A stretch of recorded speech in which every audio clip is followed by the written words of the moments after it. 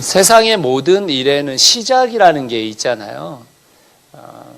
높은 산을 오를 때도 그 첫걸음을 내딛어야 되는 거고, 먼 길을 갈 때도 그 첫걸음을 내딛는 거죠. 우리가 아무리 머릿속으로 생각해도 그 첫걸음을 내딛지 않으면 산을 오르지 못하고 또 우리가 가고자 하는 목적지로 갈 수 없게 되어지는 것이 사실입니다. 우리의 인생 속에서 첫이라는 이 단어가 붙은, 이 글자가 붙은 여러 가지 것들이 좀 있잖아요. 그 중에 제일 먼저 떠오르는 건 첫사랑, 이런 거 떠오르시잖아요. 또 아이를 낳다 보니까 첫 아이라는 것도 좀 저에게 의미가 있더라고요. 생각해 보니까. 또 첫 직장, 이런 것도 좀 의미가 있겠죠. 첫 미팅, 이런 것도 좀 의미가 있을 것 같아요. 그 중에서 여러분들에게 좀 아직도 그 첫 번째 느낌이 남아있는 무엇인가가 좀 있으신가요? 아마 자매님들은 첫 아이 낳을 때 생각이 좀 더 그 느낌 같은 건 좀 살아있을 수 있는데 아마 대부분은 좀 잊었을 것 같아요. 그런데 저도 좀 생각을 해보니까 제가 첫 사역지 때의 그 느낌이 아직 좀 살아있더라고요. 제가 첫 사역지를 제가 선택해서 간 게 아니고 해외에 놀러 갔다가 거기에서 갑자기 목사님한테 붙잡혀가지고 15일 놀러 갔다가 6개월을 머물게 됐는데 거기가 제 첫 사역지였어요. 근데 그때 진짜 먼 타국에 저 혼자 아무도 모르고 저 혼자 딱 있는데 청소년들하고 첫 번째 예배 때 맞닥뜨렸던 그 장면이 좀 기억에 남아요. 굉장히 불안하기도 했는데 또 기대도 있고 설렘도 있고 이런 시간들이었던 것 같아요. 여러분에게도 그런 기억들이 좀 있겠죠. 그러면 여러분들의 그리스도인으로서의 첫 시작은 혹시 기억이 나십니까? 교회에서는 보통 그런 질문을 많이 하잖아요. 예수 언제부터 믿었냐? 교회 언제부터 나갔냐? 이런 질문을 던지는데 저는 그 질문보다는 이런 질문을 던지는 게 더 좋은 것 같아요. 그리스도인의 정체성을 가지고 시작한 때가 언제냐? 이런 질문을 좀 던져주고 싶습니다. 저는 그 질문이 좋은 질문인 것 같아요. 저 같은 경우에 목사의 자녀로 자랐기 때문에 교회 첫 나가는 게 언제냐 이렇게 하면 뱃속부터 나갔어요. 이렇게 얘기하고 그런 분들 계시잖아요. 또 예수 언제부터 믿었냐? 그건 잘 기억은 안 나는데 이렇게 교회 다니다 보니까 예수 믿게 됐어요. 이런 기억들이 있는데 그리스도인으로서의 정체성을 가지고 시작할 때는 언제였는지 한번 생각해 보시면 좋을 것 같아요. 그때 첫 예배, 그때 첫 모임, 그때 첫 출발 어떠셨나요? 그때 여러분들에게는 설레임과 기대감 이런 것들이 있으셨나요? 저는 이 시대를 살아가는 많은 그리스도인들이 신앙생활을 시작하면서 설레임이나 기대감보다는 의무감과 부담감을 가지고 시작하는 것 같은 생각이 들어요. 마치 예수님을 따르기로 결단하고 나서 침례나 세례를 받고 나면 이제부터 매일 성경 읽어야 돼. 오늘부터 매일 기도해야 돼. 예배에 빠지면 안 돼. 전도 열심히 해야 돼. 이런 이야기들을 듣기 시작하는 거죠. 그러면서 침례나 세례 때문에 약간의 간격 때문에 그런 것들을 시작하지만 결국에 대부분의 그리스도인들이 얼마 못 가서 지쳐버리는 것. 그건 더 이상의 비밀이 아니잖아요. 우리 모두 다가 경험하고 있는 것일 겁니다. 그리고 그 이후에 의무감과 부담감으로만 남으면 그래도 괜찮은데 그게 죄책감으로 자꾸만 우리를 괴롭힐 때가 있죠. 왜 그럴까? 한번 생각해 보신 적 있으십니까? 우리는 도대체 우리의 신앙생활의 첫 시작 때 뭘 놓쳤기 때문에 이렇게 의무감과 부담감, 심지어는 죄책감까지 깃든 신앙생활을 하게 됐을까? 한번 생각해 보실 필요가 있을 것 같아요. 저는 오늘 여러분들 그리고 제가 신앙생활의 첫걸음 때에 놓쳤을 수도 있는 그것이 무엇일까 좀 살펴보려고 하는데요. 여러분들의 신앙생활의 첫걸음을 생각하시면서 한번 생각해 보시면 좋을 것 같습니다. 제가 생각할 때 신앙생활의 첫걸음에서 놓친 첫 번째는 신앙생활이 무엇인가라는 정의를 놓친 것 같아요. 정의를. 신앙생활이라는 것은 무엇일까요? 여러분 어떻게 생각하세요? 신앙생활에 있어서 가장 중요한 거, 신앙생활에 있어서 이것만은 놓치지 말아야 되는 거, 그거 뭡니까? 뭘 것 같으세요? 마스크를 쓰고 있다고 해가지고 대답 안 해도 되는 건 아닙니다. 네. 혹시 어떤 거라고 생각하는 게 있으세요? 가장 중요한 거.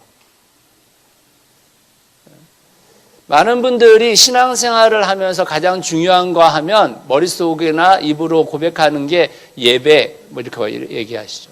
말씀, 기도, 이런 얘기들을 하시겠죠.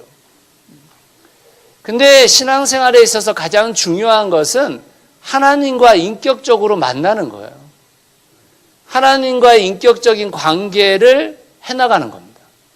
그리고 신앙생활에서 끝까지 해야 되는 것이 뭐냐면 하나님과 인격적인 관계가 더 깊어지는 것이죠.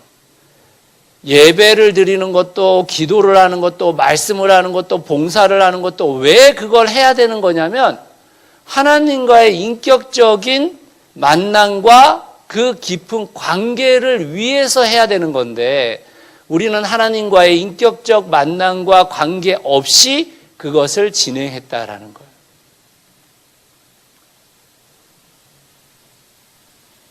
여러분, 그리스도인이 돼서 받는 가장 큰 선물이 뭐예요? 어떤 선물을 받으셔? 그리스도인이 되면 어떤 선물을 받습니까?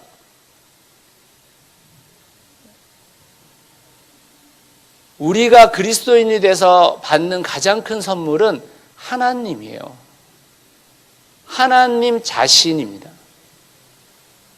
하나님을 아버지라고 부를 수 있는 특권을 받게 된 거죠.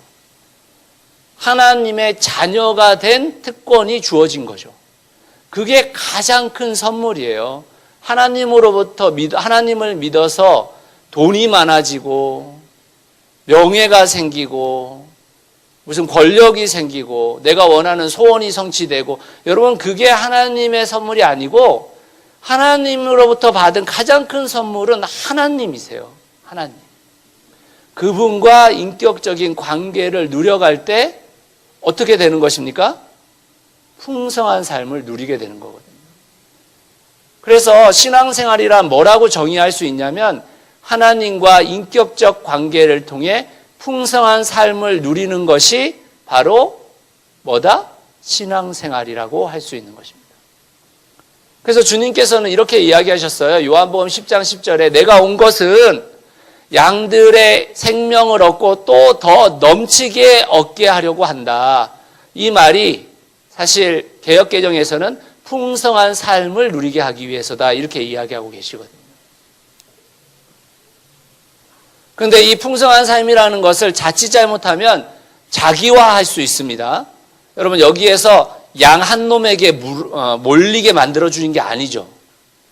양들이 생명을 얻고 또 더 넘치게 하는 한 특정 양에게 몰아서 뭘 주겠다라는 게 아니고 양들이 풍성한 삶을 누리게 한 것이거든요. 이것을 소위 하나님 나라라고 이야기하는 거예요. 함께 하나님의 풍성함을 누리는 거. 그래서 저는 신앙의 정의를 다시 한번 정의 내린다면 하나님과 인격적 관계를 통해 하나님의 나라를 누리는 것이 바로 신앙생활이라고 이야기할 수 있다는 것입니다. 사랑하는 성도 여러분, 이 첫 단추를 잘 끼셔야 돼요. 이 첫 단추를 놓치면 그 다음부터는 문제가 생겨집니다. 나의 신앙생활의 최고점은 하나님과의 인격적 관계를 맺는 거예요. 다른 무엇이 그것을 우선순위 할 수 없게 되어져 있습니다. 여러분들의 신앙생활은 어떠세요? 혹시 여러분들의 신앙생활이 의무감과 부담감, 혹시 죄책감으로까지 가 있다면 여러분 우리가 다시 한번 생각해 볼 필요가 있어요. 하나님과의 인격적인 관계가 이루어지고 있는가? 사랑하는 성도 여러분, 하나님과 인격적 관계가 여러분들과 이루어지기를 간절히 소원합니다. 우리 옆에 있는 분에게 이렇게 한번 소리칠 수는 없으니까 속삭여 주시죠. 네, 하나님과 인격적 관계가 이루어지길 바래요. 이렇게 한번 이야기해 주시죠. 자, 두 번째로 우리가 신앙생활의 첫걸음에서 놓친 게 무엇인가? 비슷한 언어이긴 한데 하나님, 신앙생활을 하는 게 얼마나 큰 복인지를 놓쳐버렸어요. 여러분, 교회 안에서 자란 사람들을 생각해 보세요. 저도 교회 안에서 자랐잖아요. 교회 안에서 자란 사람들은 하나님과의 인격적인 관계가 이루어지기 전에, 예수 그리스도를 구주로 영접하기 전에 뭐부터 시작합니까? 1부터 시작해요. 1부터. 그래서 말씀 읽는 거, 기도하는 거, 헌금, 봉사 이런 거 계속 시작되거든요. 그러니까 인격적 관계가 이루어지지 않았는데 의무를 다해야 되는 상황이 돼버리니까 실제로 교회에 다니고 신앙생활 하는 게 기쁘지가 않게 되는 것입니다. 그리고 실제로 순서가 바뀌었기 때문에 인격적 관계를 맺어야 되는 것도 뭐가 뭔지 모르게 되는 거죠. 자발적 헌신으로서 기쁨으로 일하게 되기 전까지 하나님과의 인격적 만남이 이루어지고 난 것을 우리 교회가 기다려줘야 되는데 안 기다려주는 거예요. 심지어 교회에서 자란 사람뿐만 아니죠. 좀 늦게나마 전도를 통해서 교회에 들어오게 되신 분들도 교회가 어떤 생각을 자꾸 갖는 거냐면 저 사람 빨리 키워서 일꾼 삼아야지, 이 생각을 갖는 거예요. 저 사람 빨리 일시켜야지, 이 생각을 갖는 거예요. 그러다 보니까 우리는 하나님을 믿고 신앙생활하는 것이 엄청난 복이라는 것을 잊게 된 겁니다. 행복하지가 않은 거예요. 주일날 예배 오는 거 행복하지가 않아. 어떻게 하면 이 코로나19 시대에 교회도 안 가고 얼마든지 예배 드린 것 같이 할 수도 있고 얼마나 좋아졌는지 몰라요. 지금 이 순간이 되게 기쁜 사람들이 너무 많아. 지금 한국 교회에. 교회 안 가도 되다니, 주일학교 봉사 안 해도 되다니, 성가대 안 해도 되고, 성가대 하면은 매스컴에서 때려주고 이러니까 너무너무 기쁜 거야. 교회 일찍 안 가도 되고 늦게 가서 잠 실컷 자다 늦게 가도 되고. 기쁨이 없는 거죠. 자의반 타의반으로 헌신에 이미 몸을 담근 거죠. 여러분 한번 생각해 보세요. 신앙생활이 여행이라고 생각한다면 내가 이 여행이 얼마나 기쁠지 생각도 없는데, 그런데 관심도 없는데 매일 아침 일어나가지고 그 여행을 떠나라고 하니까 얼마나 힘들겠어요. 얼마나. 저 자신도 영적 여행을 하면서 또 주변 사람들의 영적 성장을 도우면서 그런 경우를 너무 많이 경험하게 되는 것입니다. 하나님과 인격적 관계를 맺어가는 방법들을 우리가 이제 나중에 좀 더 설명하겠지만, 여러분 소위 하나님과 인격적 관계를 맺기 위해서 무엇이 필요하냐면 말씀과 기도가 필요한 거거든요. 그런데 그것에 대한 가치를 아직 인식하지 못했어요. 그것을 깨닫지도 아직 못했는데 일에 뛰어들었어요. 그러니까 이 두 가지 토끼를 잡아야 되는 상황이 벌어진 겁니다. 적지 않은 사람들이 예수님을 주인으로 받아들이는 결단을 하는 것을 보지만 영적으로 성장하는 것은 보기 어려울 때가 있어요. 또 심지어는 그 여정을 나가는 거죠. 신앙에서 떠나가는 거죠. 그것은 우리가 신앙생활이 얼마나 큰 복인지를 모르고 있기 때문인 것입니다. 하나님께서 이 영적 여행을 가는 동안에 월등한 장비들을 우리에게 허락해 주셨단 말이에요. 그런데 그 월등한 장비를 전혀 활용할 수 없는 거죠. 사실은 그 월등한 장비가 있다라는 것도 모르는 거죠. 그리고 여행을 시작하게 되는 것입니다. 사랑하는 성도 여러분, 제가 하는 이 말을 꼭 기억하십시오. 그리스도인이 된다는 것은 그렇지 않아도 힘든 세상살이에 수많은 새로운 의무조항을 받아들여서 종교 생활의 의무까지 덧붙이는 게 아닙니다. 그런 게 아니에요. 그리스도인으로 산다라는 것은 지금까지 내가 주인이 되어서 살았던 삶이 얼마나 피폐한 인생이었는지를 알고 얼마나 소망이 없었는지를 알고 주님을 받아들임으로 인해서 생명력이 넘치고 그 안에 참된 기쁨이 있는 것을 누리는 삶인 거예요. 그걸 누리셔야 됩니다. 그걸 못 누리면 신앙생활 못해요. 신앙생활. 너무 힘든 과정이에요. 신앙생활. 마치 아직 신앙생활에 잘 모르는 중학교, 고등학교 애들을 아침에 일찍 새벽같이 깨워가지고 새벽기도 드리자고 하는 거하고 똑같은 거예요. 그 감정을 그 아이들만 느끼는 게 아니라 신앙생활을 하고 있는 많은 사람들이 느끼고 있다는 겁니다. 예수님을 진짜 만나는 것이 얼마나 복된 일인지, 그 길에서 만난 사람들과 얼마나 기쁘고 행복하게 살아갈 수 있는지 모르는 것입니다. 사랑하는 성도 여러분, 신앙생활의 행복을 되찾으시기를 간절히 소원합니다. 거기에 큰 기쁨이 있다라는 것을 여러분 발견할 수 있으면 좋겠어요. 여러분 매일마다 새벽 기도를 어떻게 하겠어요? 그 새벽에 피곤해 지쳐서 매일마다 저녁 늦게까지 우리가 일하고 아이들 보고 그런 상황에서 어떻게 새벽 기도를 할 수가 있겠어요? 기쁘지 않으면 못합니다. 그 의무사항으로는 며칠 못 버텨요, 사실. 버틸 수가 없는 거거든요. 우리 옆 사람들에게 한번 속삭여 줄까요? 신앙생활에서 행복을 찾길 바래요. 이렇게 한번. 네.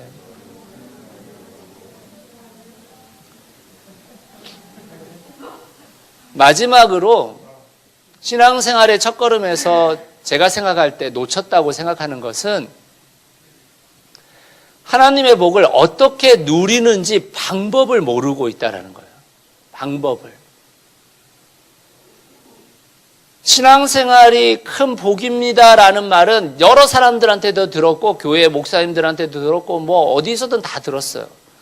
그런데 문제는 그 축복을 어떻게 누릴지를 모르는 거죠. 어떻게 누릴지를.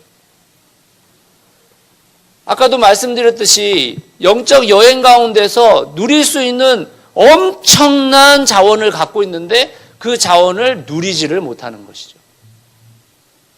여러분 한번 생각을 해보십시오. 여행을 같이 간다고 생각해 보세요. 여행을. 그래서 우리가 여행지를 정했는데 그 여행지를 한 번도 안 가본 곳이에요. 이제 가봐야 될 곳이에요. 그러면 여러분 가면서 내비게이션이 필요하겠죠. 그렇죠. 여러분 막 그 내비게이션이 있는데도 불구하고 내비게이션 안 켜고 자기가 안다고 가면서 온갖 막 헤매고 있는 사람들 보면 운전대 뺏고 싶잖아. 그렇죠. 아니 처음 가는 길이니까 내비게이션, 인도자가 필요한 거란 말이에요. 근데 그 인도자가 누군지를 몰라.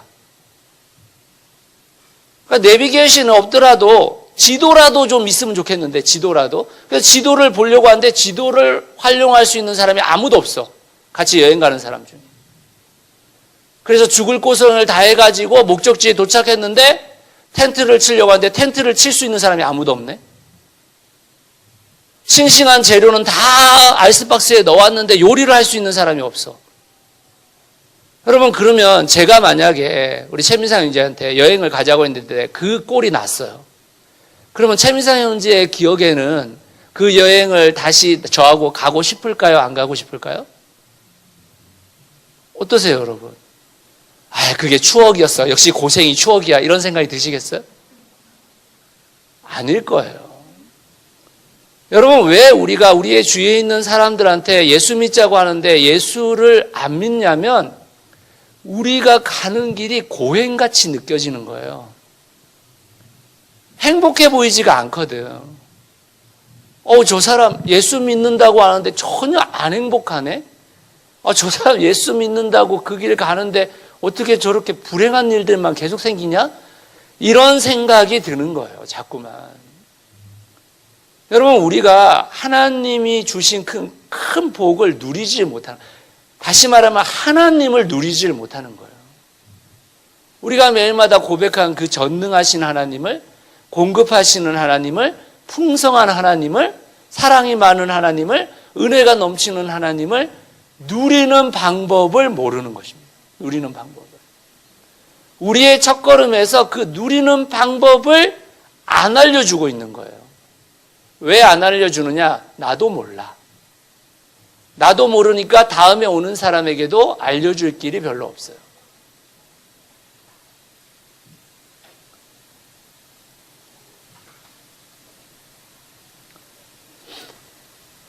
여러분의 신앙생활은 행복하십니까? 혹시 어쩔 수 없이 걷고 있는 여행은 아니세요?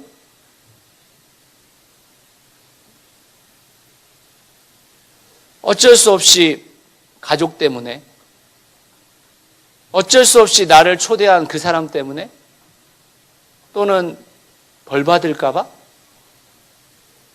또는 죽고 나서 천국 못 갈까 봐, 그런 신앙생활은 혹시 아니신가요?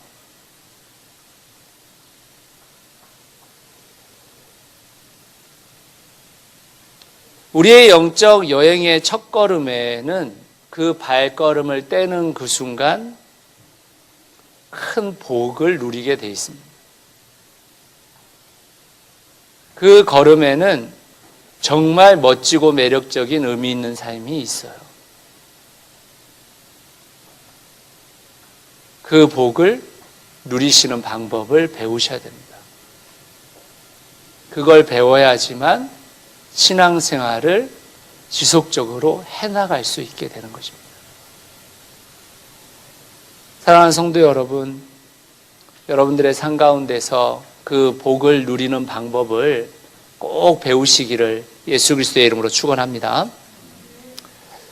우리 옆에 있는 분들한테 한번 속삭일까요? 하나님을 누리는 방법을 배우세요. 이렇게 한번 이야기하실까요?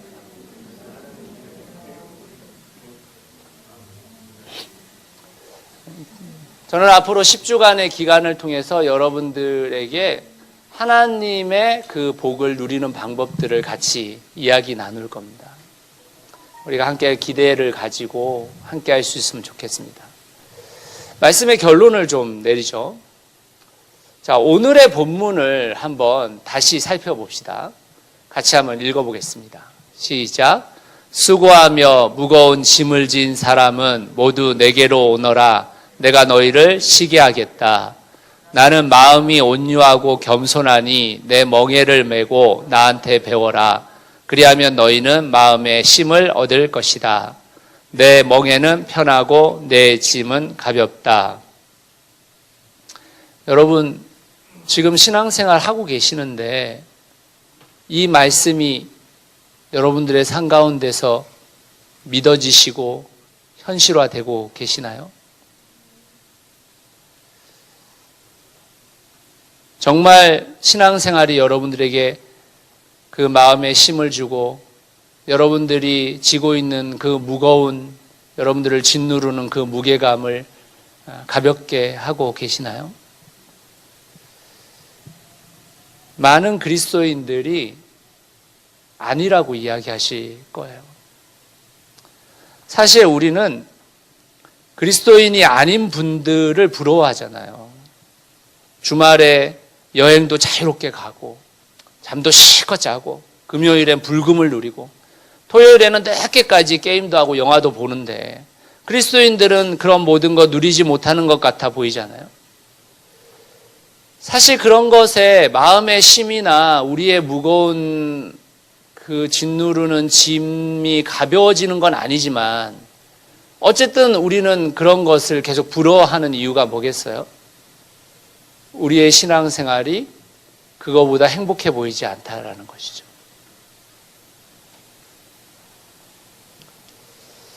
그래서 우리 안에는 마음에 의문이 자꾸 생겨요.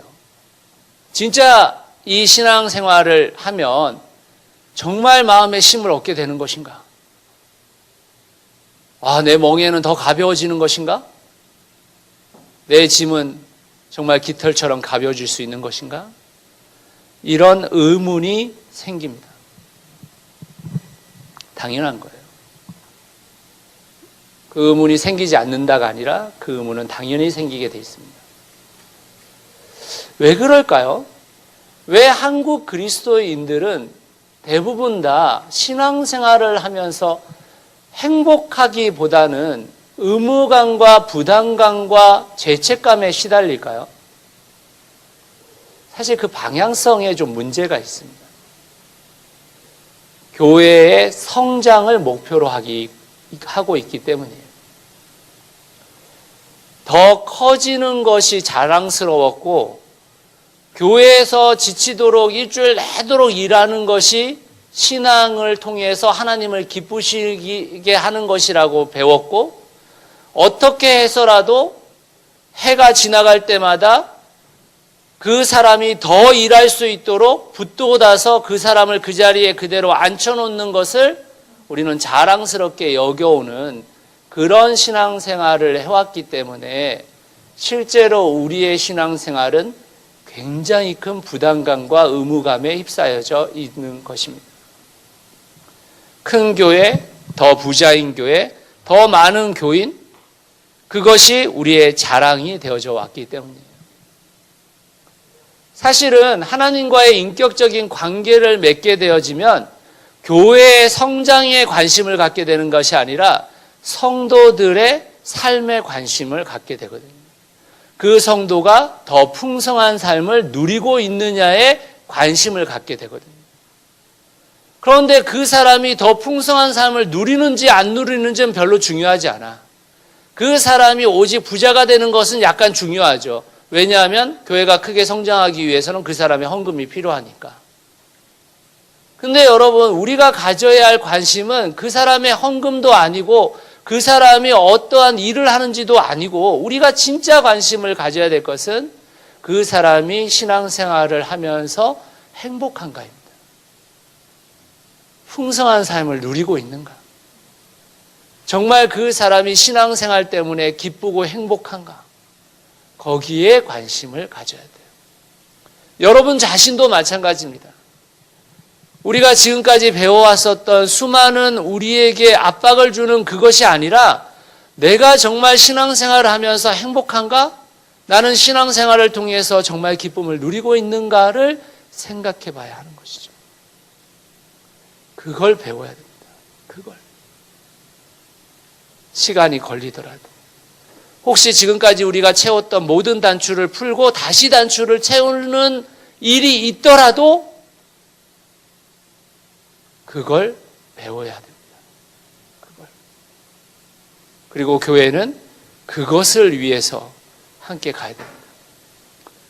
여러분, 가장 행복한 교회가 되는 비결은 무엇이냐? 하나님을 인격적으로 깊이 만난 사람들이 모여지면 가장 행복한 교회가 되는 거거든요. 사랑하는 성도 여러분, 여러분들의 삶에 교회가 쉼이 되고 모일 때마다 사랑이 넘치고 그 안에 참 기쁨이 있는 행복한 경험이 되어지는 교회를 여러분들 함께 이루어 가시기를 간절히 소원합니다. 그리고 그 교회를 통해서 누구를 초대해도 그 행복감을 함께 누릴 수 있는 교회가 되어지기를 간절히 소원합니다. 교회가 하나님과의 깊은 인격적 관계를 맺은 사람들의 모임이 되면 그 교회는 하나님의 나라가 이미 임하게 되어져 있는 것입니다. 우리 함께 그런 교회가 되기를 간절히 소원합니다.